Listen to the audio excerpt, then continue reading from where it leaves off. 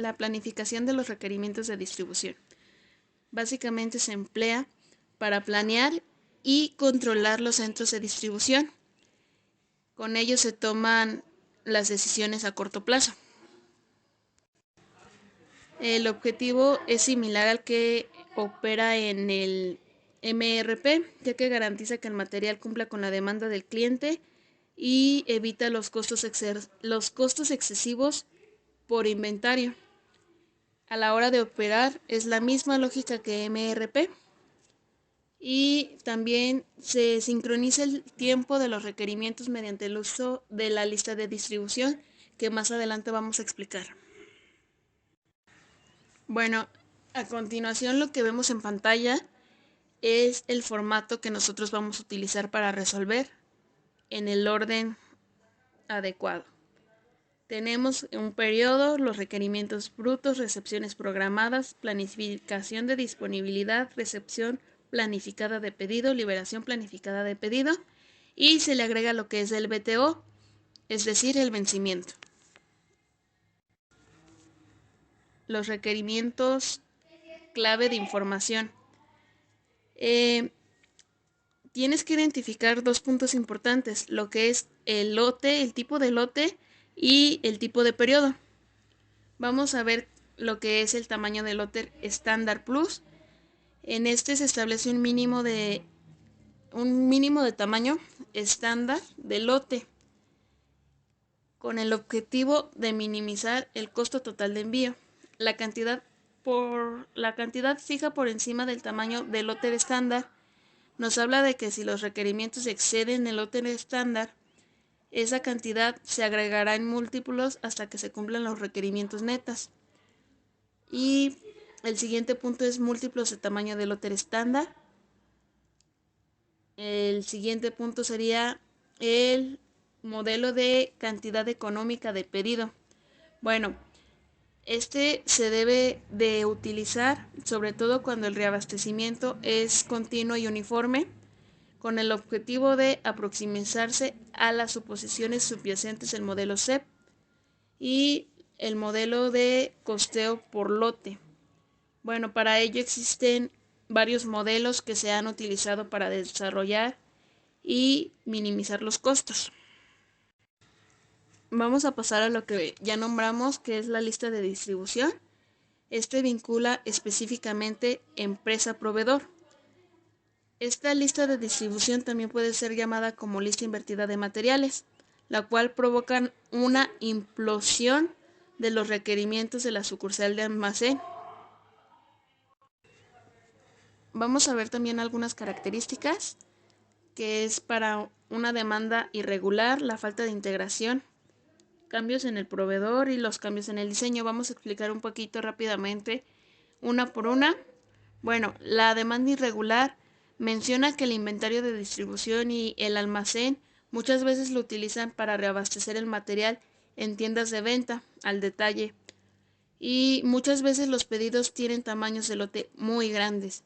La falta de integración se deriva de la estrategia o los planes estratégicos del marketing. Y pues el siguiente punto son los cambios en proveedores o en contratos de abastecimiento y los cambios en el diseño. Cabe resaltar que se cuenta con el análisis estadístico de la demanda y los patrones de reabastecimiento con los métodos de punto de reorden y con el uso de técnicas de optimización. Bueno, como parte del complemento de la explicación de PIRD, se va a explicar un ejemplo que sería el 11.3 del libro de control de la planificación de Chapman. Bueno, lo primero que tenemos que analizar es la lista de distribución, que en este ejemplo es esta. Como podemos ver, tenemos un almacén central y 3 sucursales. El objetivo del PRD es hacer implosión para que las liberaciones de cada sucursal sean los requerimientos brutos del almacén central y así poder calcular su PRD del almacén central. Bueno, el PRD tiene la misma lógica que el MPR. Entonces comenzamos analizando los datos que nos da el problema para el almacén de Pittsburgh. Comenzamos a calcular su PRD. Como podemos ver, nos piden un inventario de seguridad de 40 unidades, un tiempo de espera de 2 periodos y una cantidad de pedido de 300 unidades. Una disponibilidad de 200 unidades. Entonces ponemos nuestra disponibilidad y empezamos a calcular. Para la planificación se va a calcular con la planificación disponible del periodo anterior menos los requerimientos brutos del periodo y nos da una planificación. Entonces la fórmula se arrastra y hay que checar que en cada planificación nos dé los requerimientos para el inventario de seguridad. Como podemos ver, ya no nos cumple el periodo 3, entonces se va a hacer una liberación. En restricciones programadas se tiene que poner la cantidad de la liberación, que en este caso serían de 300 unidades. Es una liberación 2 periodos atrás. Entonces eso nos va a modificar la forma en que calculamos la planificación de disponibilidad. Se le va a sumar la liberación. Y así se va a arrastrar la fórmula hasta que ya no nos cumpla el requerimiento del inventario de seguridad.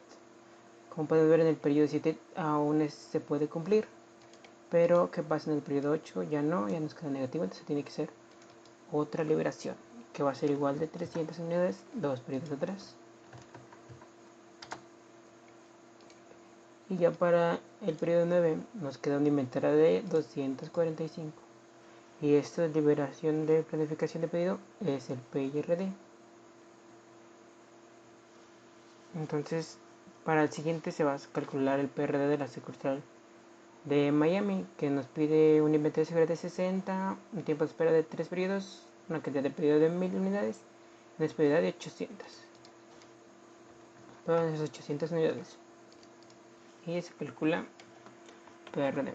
Es igual a las 800 unidades del periodo anterior de disponibilidad menos los requerimientos brutos. Como podemos ver, cumple con nuestro inventario de seguridad. En el periodo 2 también. ¿Y qué pasa en el periodo 3? Ya no. Entonces tenemos que hacer una liberación.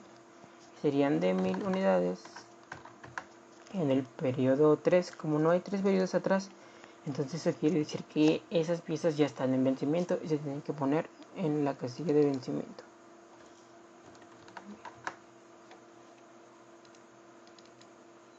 Se les va a sumar esas 1000 unidades. Y se arrastra la fórmula hasta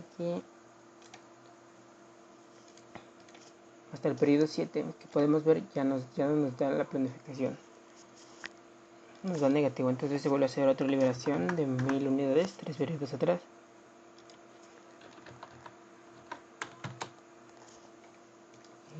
Y ya para los 3 periodos se cumple y nos queda un inventario final en el periodo 9 de 220 piezas.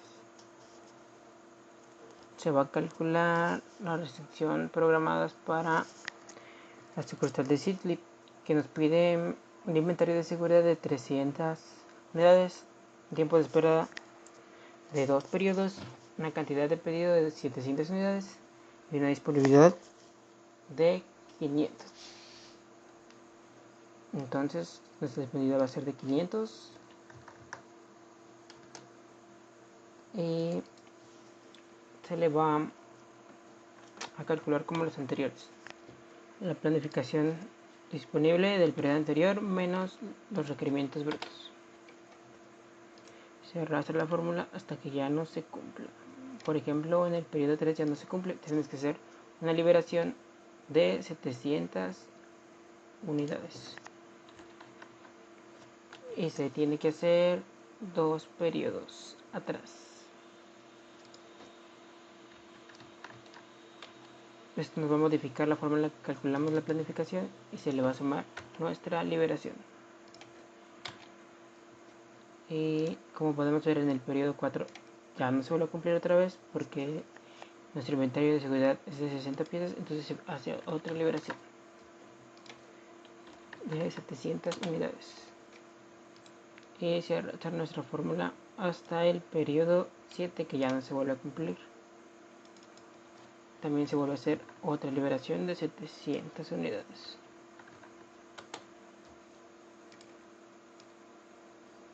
y hasta el periodo 9, que otra vez no se vuelve a cumplir. Se hace otra liberación. Entonces nos queda un inventario en el periodo 9 de 520 piezas en la sucursal de Sidley. Bueno, para calcular los requerimientos brutos del almacén central, se van los requerimientos, las liberaciones de pedidos se van a sumar las de cada sucursal. Y esto nos dará los requerimientos brutos del almacén central de City Lots.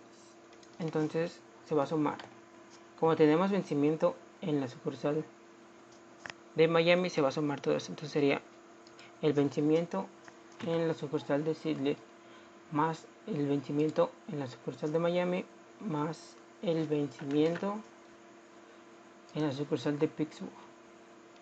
Y eso nos va a dar 1000 unidades. Entonces aquí se puede arrastrar la fórmula para todos los periodos.